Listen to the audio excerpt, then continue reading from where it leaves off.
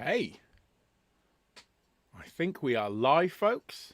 We are at 3 p.m. my time, so welcome one and all. Let me just have a quick check here. What I'm doing is I'm watching the YouTube on my phone to check that I actually can be seen, but I think we're all good. So welcome to this education session. I'm Simon Lubowski. I'm going to take you through what I've termed as the best of both worlds.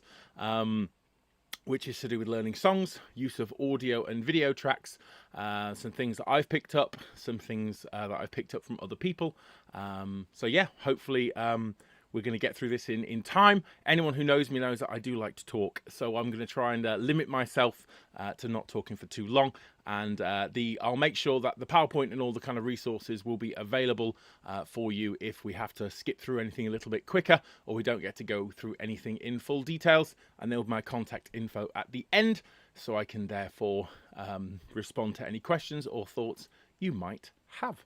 So I'm just going to share my screen and hopefully then you will see my screen and we'll make a start. But yes, amazing to be here. Hopefully you're having a good weekend. I've enjoyed and tried to watch pretty much every session I can so far this weekend. So it's been great. So it's marvelous to be here with you. Okay, so learning songs. Here we go. So a little bit of a question for you all to start off, which is, what is the music? Which on the face of it, you might think is a bit of an odd question. However, is it? What is it that you would define as the music? So if you're singing a song, what is the music? Have a think. I'll give you a second. So it could be that you say, okay, the music is the printed out piece of paper that has the dots on. That is the music. You could say, okay, well, it's the sound when the music goes off the paper and into real life. You could say that the sound of it is the music. You could say it's the fact that someone can hear it. It's like, is it a song if nobody else can hear it? You could say that it's the performance that is the music. We could say that it's what we hear in our head, or the arranger or composer. It could be what they hear in their head. Or is it something else entirely? Now, I don't necessarily have any answers to that question, but I think it's sometimes that we sometimes think about music possibly in a slightly incorrect way. And it's difficult to put our finger on what is the music. So just a question to start you with. Now, let's go backwards. Let's imagine that some of you out there were like, well, it's the piece of paper. It's the dots. It's my staff notation. It's the notes. Now, you may well know this, and I'm really giving some real generalized information here. So there is a lot more detail that you can go into. I'll just give a general picture, though. So staff notation, as we call it, or that written form of music that most of our barbershop music is in, was invented by an Italian monk in a village called Arezzo. So they called him Guido de Arezzo in about 1025. So coming up for 1,000 years ago. Now, the reason he did this was that young monks, they were struggling to orally learn the huge amount of plain chant, the huge amount of songs, those sung prayers that they had to learn. They obviously prayed a lot, lots of multiple times each day, and they therefore had a huge amount of music to learn. And especially when music began to add in initially simple harmonies, that therefore it became more difficult. And these young monks were really struggling to learn it. So he basically came up with the idea to help young monks do this. Now, previously, something called neumes had existed. Now, neumes basically were like little squiggles that you put above the Latin words of these various prayers, which were useful, but more of an aid memoir for something that you already had learned.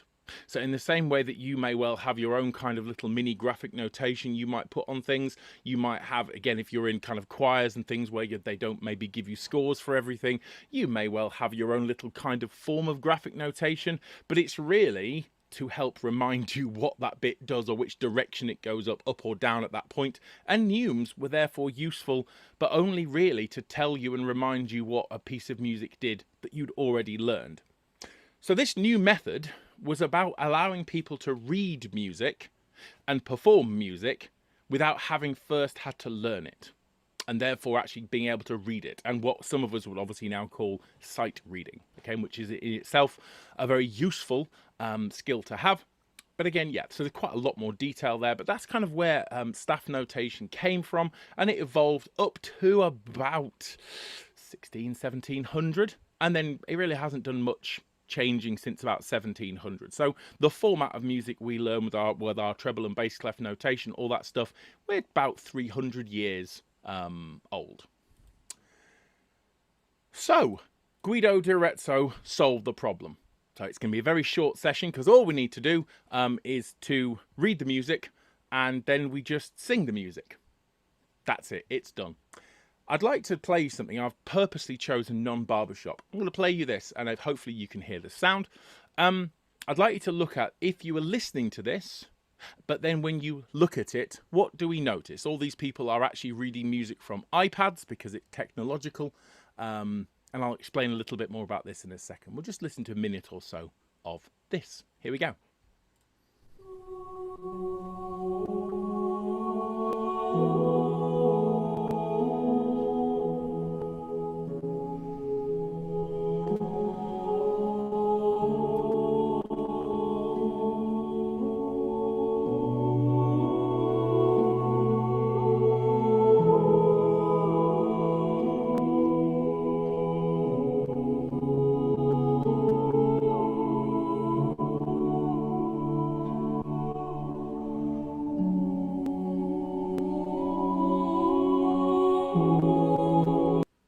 Now, sorry, 1 second. Didn't mean to quite click that way. So if we look at that, it sounds delightful. It sounds absolutely beautiful. Okay, Voces 8, absolutely amazing singing group.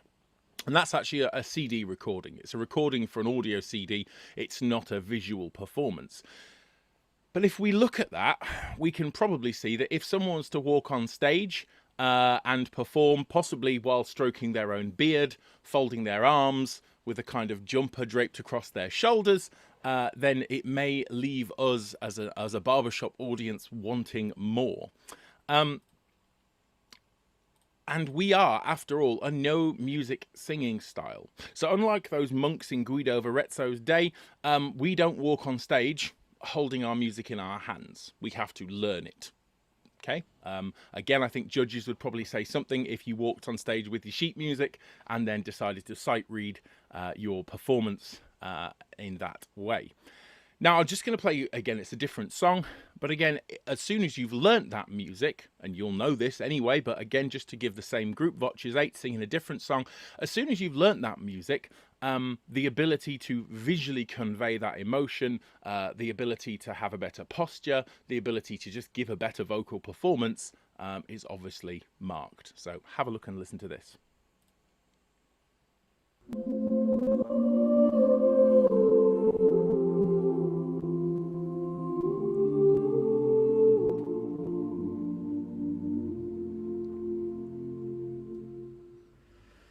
Tell me where is the road I can call my own, that I left, that I lost so long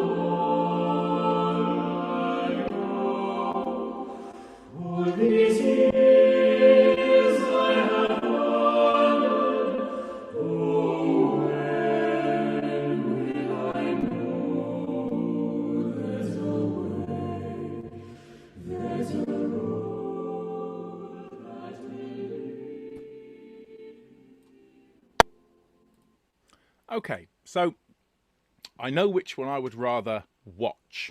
If I was going to listen and I was shutting my eyes and didn't have anything to look at, I know which one therefore is visually more engaging. And again, this group are very visually engaging and they're great. So again, the first one was them doing a CD recording, at which point doesn't necessarily mean they have to be, you know, looking out to an audience. But we can't hold on to that music.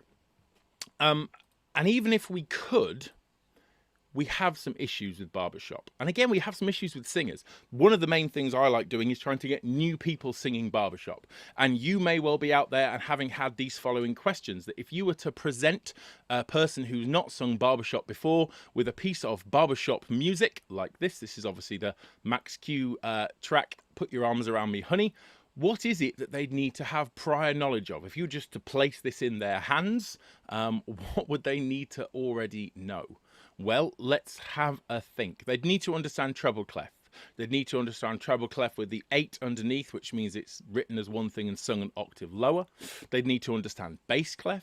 They'd need to understand key signatures and what that means about, or in this one with 3 flats, it's, you know, it's an E flat major, and that therefore you'd need to have B flats, E flats, A flats, even though they might not be written as there. You also have to understand accidentals and the additional flats or naturals or sharps that you may get in your piece of music. And the fact that accidentals run out after a bar, so it may be, you may well have a note which looks the same as the previous one, but it's not exactly the same. And so many things we expect singers to therefore know. Key changes and modulations. How many times have you sung a song where it looks like the exact same note, but the keys change, so it's now a semitone higher or a semitone lower than what looks visually to be the identical note? Rhythmic duration. Again, one of the things that got me as a music reader when I started singing barbershop was the fact that rhythmic duration is more of a suggestion than an order, which was definitely a new one on me. But we expect them to understand what the rhythms of music are. We expect people to therefore kind of have an understanding of time signature. In this case, it's common time, 4/4, 4 crotchet beats per bar, but we expect them to understand that. And again, tempo markings. We expect them to have an idea about what crotchet equals 1/4/5 means, which is a lot, isn't it? It's an awful lot we expect actually singers. And actually, at some point, again, more so with my community choir, a lot of the time is people say, I'm not a very good music reader, or I'm not a music reader. Can I still sing with you? Okay. And from my point of view, I always say yes, because it's my job to therefore try to make sure that anyone, again, learning to read music is a really good skill, but I don't want to wait until someone can already read music before they can actually sing, because I don't think necessarily that they should be mutually inclusive. So where do we go from there? Is a score the best way? If the aim of notation is to replicate the composer or arranger's intention, then is a score the best way to do that? Now, some of you may well at home be nodding your head and say, yes, a score is 100% the best way to do things. Some of you may be shaking your head and go, no, it's not. Again, this is a discussion, but again, you can ask questions if you want, or put thoughts in the YouTube chat. If our monk friend Guido of Arezzo had been around now, what may he have done to chosen to solve this problem that he found with people not being able to learn music as easily by listening to other people singing it and then singing it themselves? Okay, what might he have done? Well, one thing is, again, that looking at that learning by ear. Now, the idea, just to let you know, there was some research conducted in 2012 where some students who played instruments, it was instrumental students. One group of instrumental students learnt from only audio recordings. One group learnt from only staff notation. Okay, there wasn't a blended approach. And again, we'll talk about that later, the idea of a blended approach. And what they found was that the group audio only group scored better. ABRSM, by the way, is the Associated Board of the Royal Schools of Music. Their oral test, which required a played response, actually the people who did audio only did better, slightly better in all those criterions, and the improvements and the learning lasted longer if you'd learnt by ear than therefore to those who learnt only by notation. So this is when you take the score away. Again, when you take the score away, if you've learnt by score, you're potentially slightly not holding onto that information as well as if you've learnt that same amount of information by ear. It was small, but it was, they said, statistically significant. So therefore, audio tracks, therefore. So we're almost going backwards there. It's like saying, okay, well, we've tried out scores. Let's see what we can do with audio tracks to help our singers to learn. Again, I'm assuming the majority of you have heard audio tracks before. If we take the song that was there on the score, Put Your Arms Around Me, Honey, This is just a learning track for this song. So I'll just play the first like 20 seconds and see if this might help. Here we go.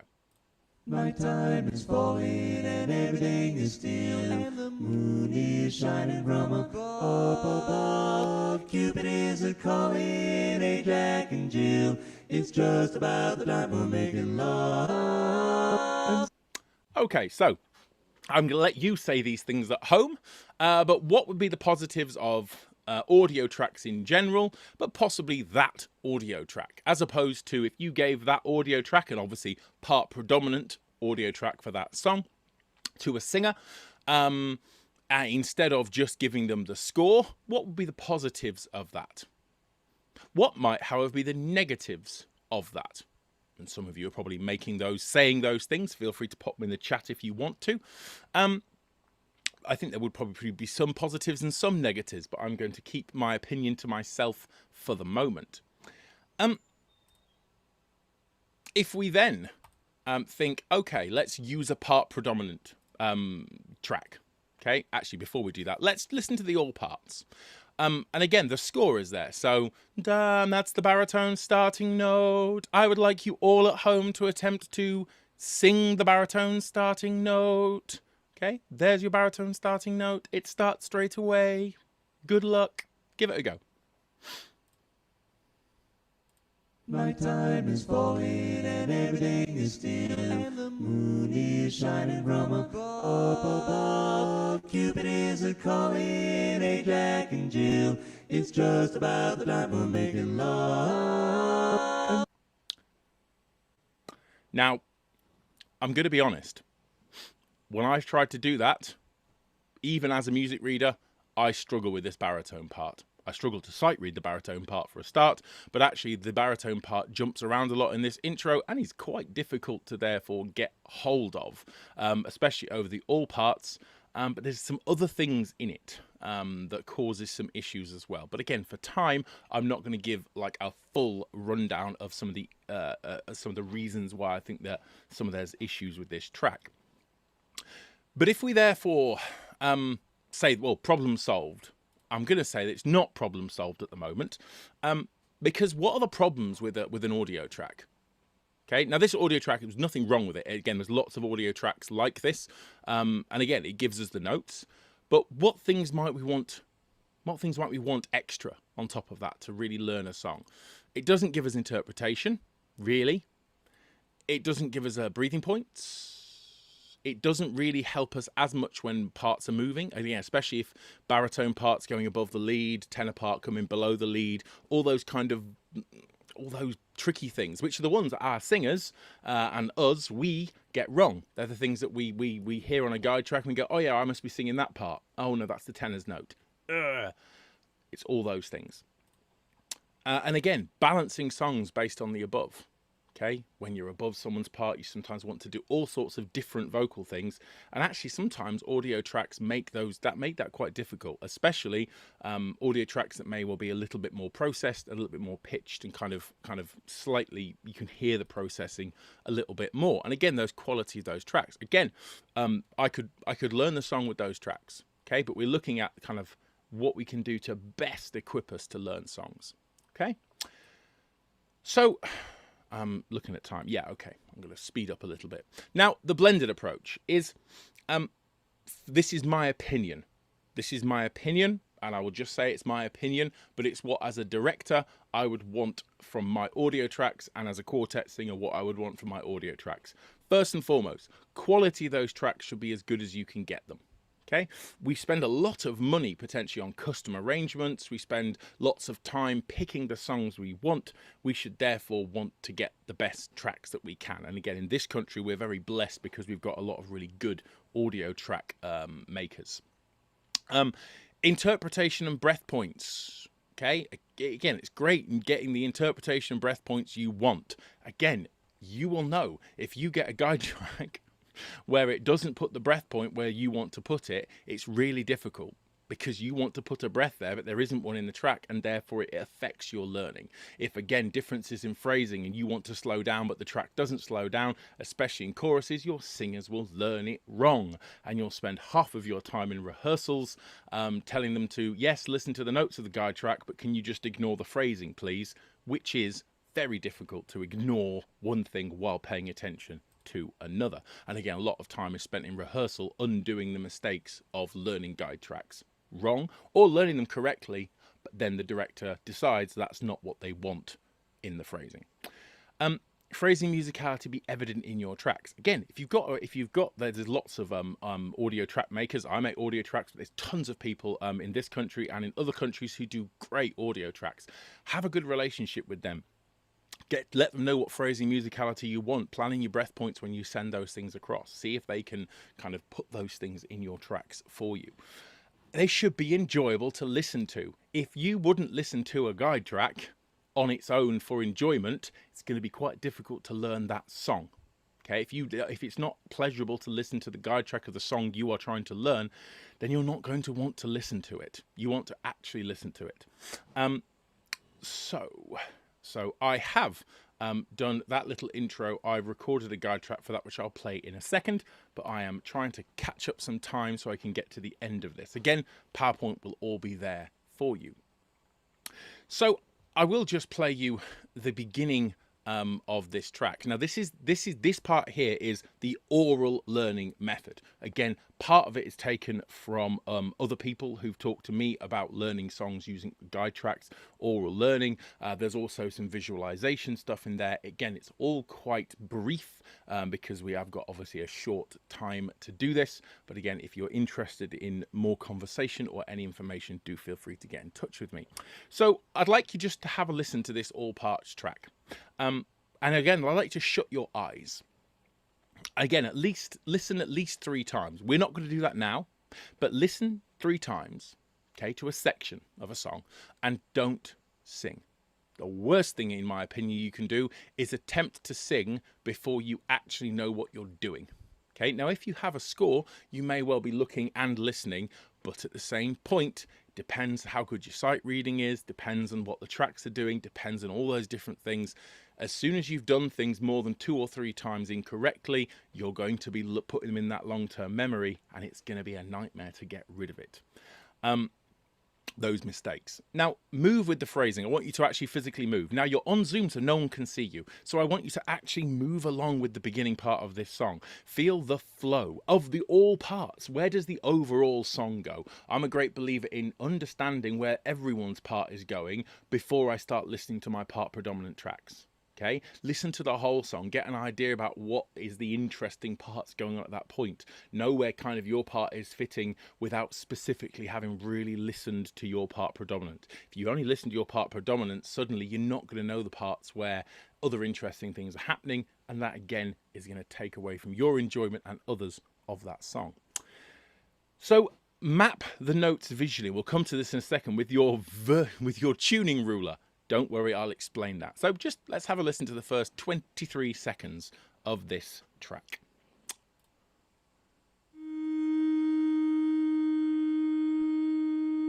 1, 2, 3, 4. Nighttime is falling and everything is still, and the moon is shining from above.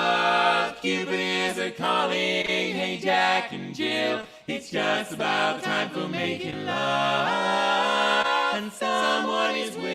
Okay, so if I were you, I would listen to that again 3 times, that kind of first 23 seconds, possibly maybe the first 30 or 40 seconds, and really listen to it with your eyes shut and start mapping out where it's going, okay? Is there kind of an ebb and a flow? Almost act like you're conducting that piece. Get to know it a little bit before you then start singing. So don't vocalize anything initially. Now, just to explain when I mentioned the tuning ruler, okay, something that I think is a really useful thing when listening to audio guide tracks. That is not the back of my head, by the way. It's just a stock photo of the back of someone's head. Not sure who, but it's someone's head. So I imagine vertically that there's a tuning ruler. There's a ruler that goes vertically up, and the middle of my ear, more or less, is the middle of the range of that part. So when you've listened to your part predominant, and you've got your part, is imagine that the middle of that part will be the middle of your ear. You might want to also say that the keynote's there. Okay, it depends on how you want to do this. And again, we're only going to brief at the moment. And then map out where it is based upon that point. So is it above your middle point? Is it really high? The highest notes are going to be kind of like feeling like they're almost above your head. Don't physically move your head, obviously, so don't go searching for them. Otherwise, you'll definitely get people mentioning if you're doing the old head goes up, head goes down. So you're imagining this. This is visualization, not physically moving your chin up and down. Lots of vocal tension will come from there, and the singing judges will definitely have words with me about that. Again, not too low, but kind of under your ears, possibly at your chin level, will be the lowest part of that song. And actually, again, I've not got huge amounts of time, but when you're listening to this part and shutting your eyes, working out how far those notes are. So if you know that at some point, suddenly it goes from your ear to your forehead, you know that there's quite a big jump coming up. Again, especially for non-music readers, they can hear those interval jumps. They can hear where it suddenly possibly even changes in tone of voice if you're moving from chest to head voice, all those kind of things. You can map that, and again, shutting your eyes takes away one sense, means you can really focus on listening. Again, part predominant, panned one direction into an ear is also a really good way of doing that. Now, there's all sorts of stuff with tone visualization, including adding colors. There's adding physical cues to help with tricky things, especially in baritone parts where it has accidentals and odd little things. But again, I haven't got time to go through that in detail. So again, want any more information, please let me know. But again, when I say tuning ruler, that's what I mean. I don't mean actually get a ruler. So what you want to do then is listen to your whatever part. Now I'm wanting to do the baritone part here, and I would then listen to the baritone part panned right, and I'd listen to it a good couple of times, and I'd start mapping out this on my tuning ruler. And this baritone part at the beginning is jumpy. It goes an awful lot of directions. Okay, it's above the lead, it's below the lead, it's flying up, it's going down. It's a tricky old one. Okay, again, I'm only going to give you like 15 seconds because I'm keen to make sure I don't go over, otherwise I'll be getting in trouble. So let's have a listen to the baritone panned right. See if you can listen that. Maybe shut your eyes and see if you can start placing that, even if you're not a baritone. And again, come back to this and practice because it is a really good way of learning.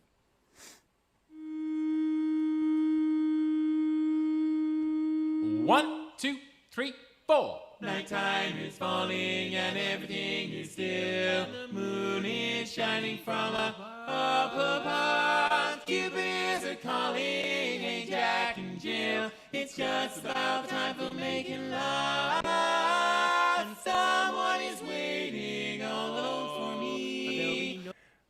Hopefully you can kind of again, it's all in the PowerPoint if you want to spend a bit more time, and it's a great chart. My first barbershop love this song was back in 2007. Before I started singing barbershop, I had heard this on the internet and I loved it.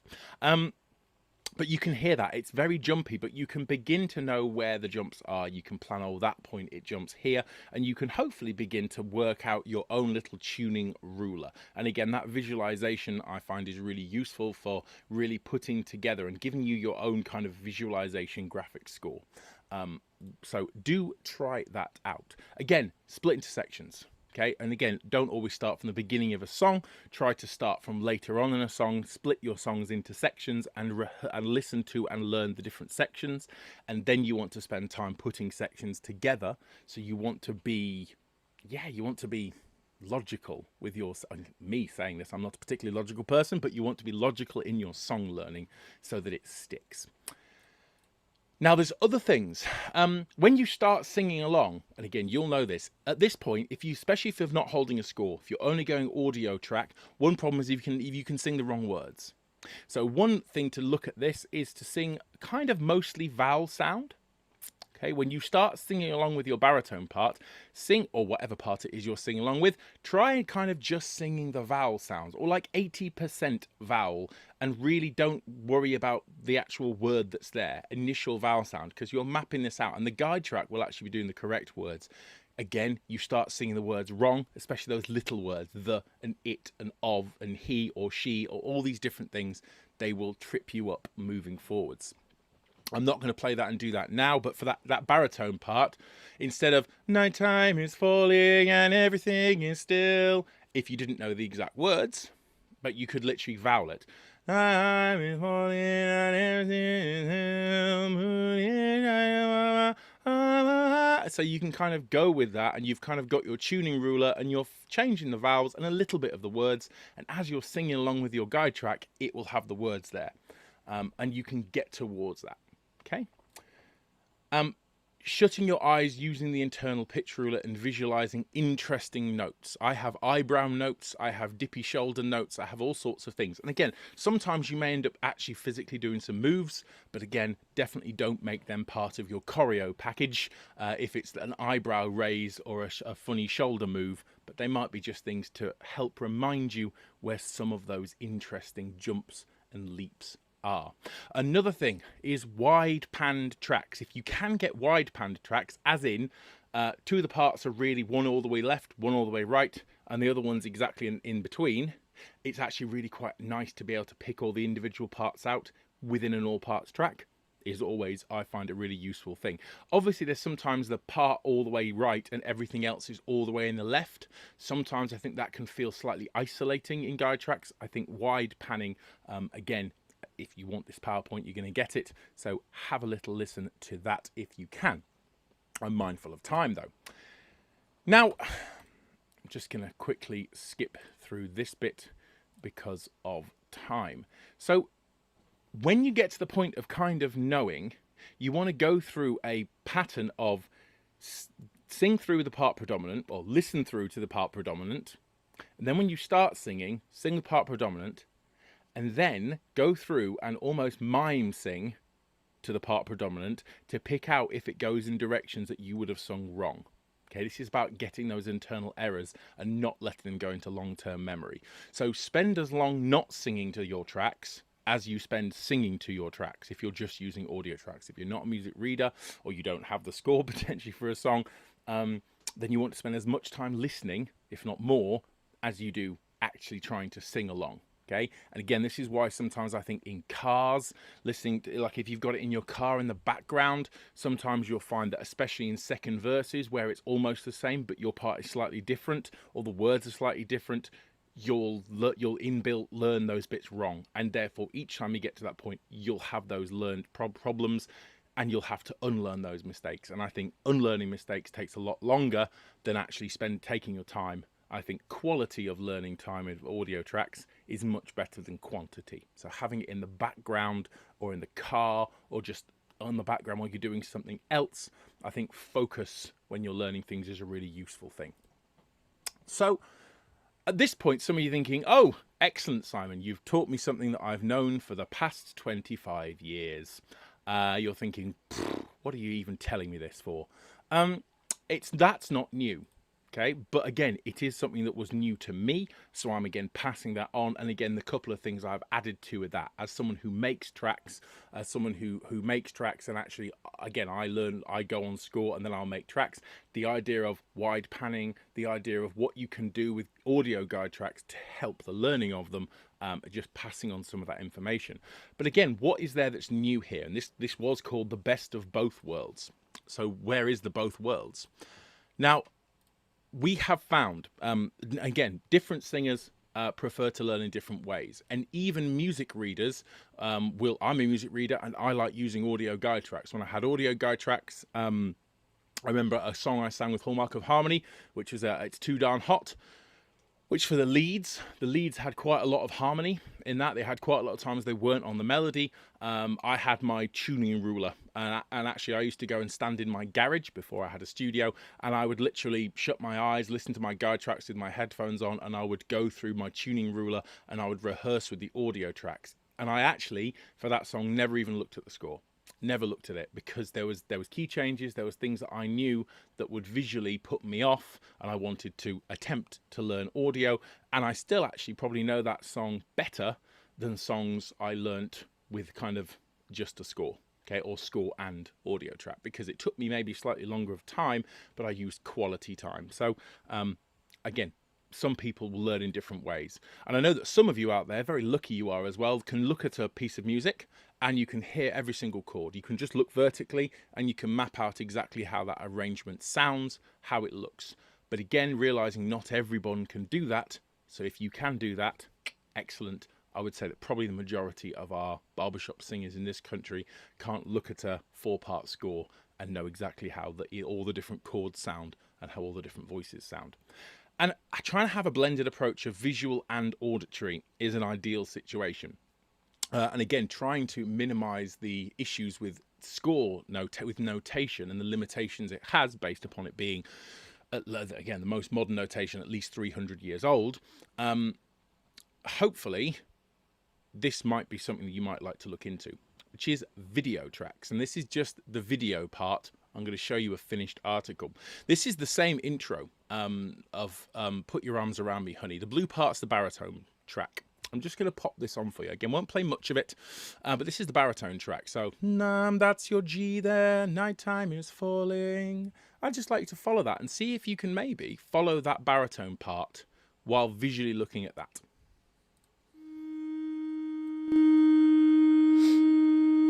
1, 2, 3, 4. Nighttime is falling and everything is still, and the moon is shining from above. Cupid is a-calling, hey Jack and Jill, it's just about time for making love, and someone is waiting all for me. There'll be no more hesitating, gotta go and see how.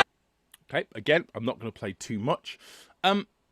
Now, hopefully, you can see why that might be useful within all parts. It is all parts, but you can visually see, again in blue, the baritone part, that's kind of shinier and brighter than the other parts. You can actually begin to see that. And again, because it moves at the same time, you can visually see that, but you're still really, I would say that's kind of like 60 or 70% audio, and just the last little bit just helps you a little bit. I suppose it's a bit like those neumes as an aid memoir, but I think this is quite useful for learning. Another thing that video tracks can do, here's the lead baritone duet for this part. Now, green is the baritone this time. Green is the baritone, and you can see that this, I would say, is quite a challenging lead baritone duet. A fun one that I would love to sing. I've not ever sung this song before, but just have a listen. 1, 2, 3, 4. Nighttime is falling and everything is still, and the moon is shining from above. Cupid is a-calling, hey Jack and Jill, it's just about time for making love. So again, if you think having that duet and being able to listen to duet tracks, again, having that visual element, I think is going to be a really useful thing if you can utilize this. You can also do the same thing, and I won't play this one, but this is a part missing audio track, but then the actual baritone part is still there. So this one is the one that I would therefore be able to use. So that's like something especially, and a lot of this comes from the idea of lockdown and online and virtual rehearsals. Although I started coming up with these actually before we went into COVID. But if you imagine this is a part missing, you've still got your part visually there, so you can kind of follow everything and kind of you can see where those parts are, you can feel where those things are a little bit better. Now, I'm okay on time at the moment. So the finished article, okay, and what I want is to give blended approaches to my groups. Now, I'm one of the founders and director of Lux a Cappella, who actually did a song this weekend. And we did When She Loved Me. So I'm just going to play the beginning of like a finished article. Now, there's things that you can do with these video tracks, okay? And you can include the score. You can also include a conductor. So again, and this is all free video editing software. Again, the actual making of the guide tracks and the actual video part of the colored boxes, again, you need to have someone who has software, but there are a couple of different software packages that can do this. And again, if your guide track person has the ability to do this, then again, do ask them if they can do this. It is a very useful thing. Again, many of you will have heard of the Collective, and it's something that all the Collective songs that we do have video tracks in this way. But yeah. So just have a quick listen to the beginning of this. Oh, whoops-a-daisy. My apologies. I clicked onwards. So this is kind of what would be a video guide track. Now, if you're wondering why is the score in a different key than the actual video guide track, score's in men's key, guide track's in mixed key. Don't worry. Have a listen.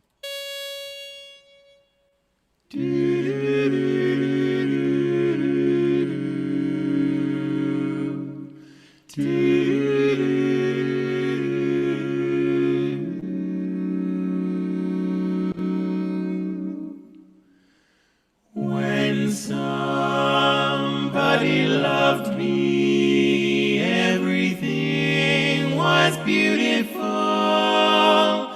Now I'm just going to pause it at that point and just point out a couple of things. One positive of video guide tracks as well is shows you where you've got breath points. So again, you can see there you've got a really clear idea of when you've got breath points.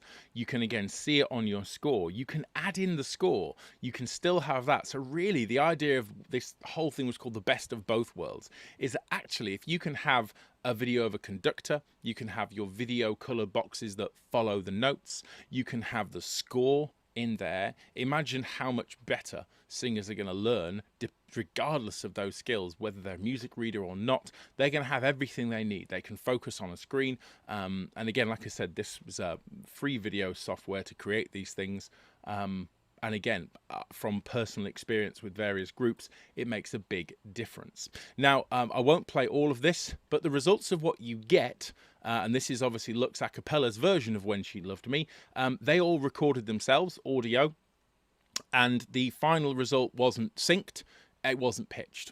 So this is exactly, so this was basically no really audio editing, apart from panning it and adding a little bit of reverb. I did the audio editing for this.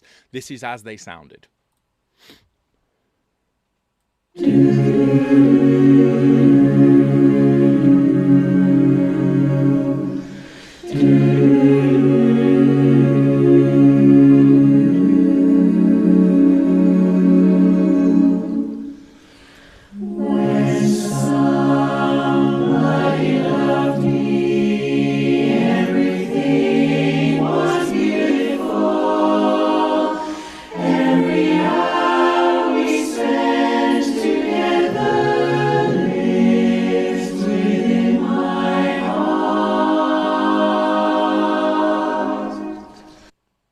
So, again, if you get a chance to look at the previous slide with the whole track on.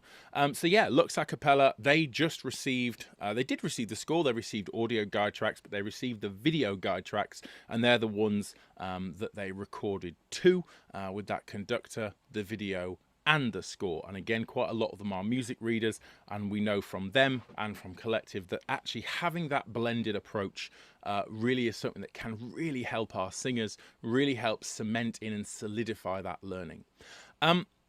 So with these kind of video, audio kind of guide tracks, you don't have to be able to read music. You combine oral and visual, which means it depends on which type of learners, although visual, audio, kinesthetic styles of learning has been slightly debunked over the years. Again, music teacher. So I've gone through many different educational theories that have been slightly debunked. But again, people like learning by ear. People have visual and they like learning by both. And actually, why not give visual and audio? It helps correct phrasing and timing. And again, even if you don't do video tracks, get your guide track makers to put in the phrasing and the breath points that you want. Again, how often have you tried to just sing the tag of a song just to sit, and then it ends up being like a, have you got as good breath control as the person who did the guide track you're listening to? Do you know what I mean? It's like, and then you fail, and then the end of a song is you basically not having as a good breath control as someone who did the guide track. And yeah, get in the phrasing that you want. It makes a massive difference. Again, one thing you can do, this works in a live singing environment. If you are lucky enough or you can buy a simple little projector. If you set a little projector up, you can actually have a video guide track running on mute. So you can actually give a pitch, and then the actual can run, and then you've got a visual thing which can help, especially if you've got a conductor there. It helps also if you have a conductor track on a video, but your conductor is not conducting your group. then at that point you can actually learn to sing conductorless, which again is a thing that some groups are doing, singing without a conductor. The more you can practice it that way, the better. So just to finish off, we're at 44 minutes past, so I've finished with about 30 seconds to spare. If there are any questions, thoughts or ideas on any of the stuff here, and like I said, there's many very talented, knowledgeable people out there who may well have thoughts or questions. If you do, please feel free to give me an email or a phone call. Hopefully it's been useful, and again, it is really a way of making singers of all kind of abilities be able to sing and learn better, so they don't have to be holding on to their music all the time, and again, they can actually learn songs, they remember them, and they don't actually then have to keep on going back to the tracks, going back to the score, unlearning, relearning, unlearning, relearning. Learn it once, learn it right, make sure they enjoy listening to those tracks. And if you can use video tracks, trust me, they make a big old difference to learning. So I think that is me. So I'll just stop sharing my screen. I'll make sure that the PowerPoint presentation is made available to you all. The free software, as in to make the blended videos together, I just use OBS Studio. OBS Studio is a free software. The software I use to create the video tracks, I use Cubase Pro 10. And again, although that Melodyne would do a similar thing, but again, that is obviously a bit more costly. But again, if you're getting guide tracks, and again, like I said, you spend quite a bit of money on custom arrangements, on choosing the correct thing, on stage wear, and all the other things that you put your subs into, actually making sure that your singers have the best learning materials to learn the song, and after all, that's what people are hearing, is going to save you a lot of time and make sure that the quality of your product, so to speak, is going to be better for it. So OBS Studio is what certainly I use to put those videos together, with a combination of just simple screenshots, a webcam of a conductor, and then I use Cubase Pro 10 to do the actual video tracks. So yeah, if anyone wants any other information, please let me know. And again, I'm looking in the YouTube comments there. It's nice to see that people are backing up the fact of having used these video tracks, even as music readers, that they really do make a difference. And at the end of the day, all we want to do is sing our songs as well as we can, learn them as well as we can, and make music together, hopefully very soon. So thank you very much, folks. It's been amazing to be here. Thank you, Babs, for inviting me to do this. And I'll hopefully see you soon, and enjoy the rest of your weekend, and keep on singing.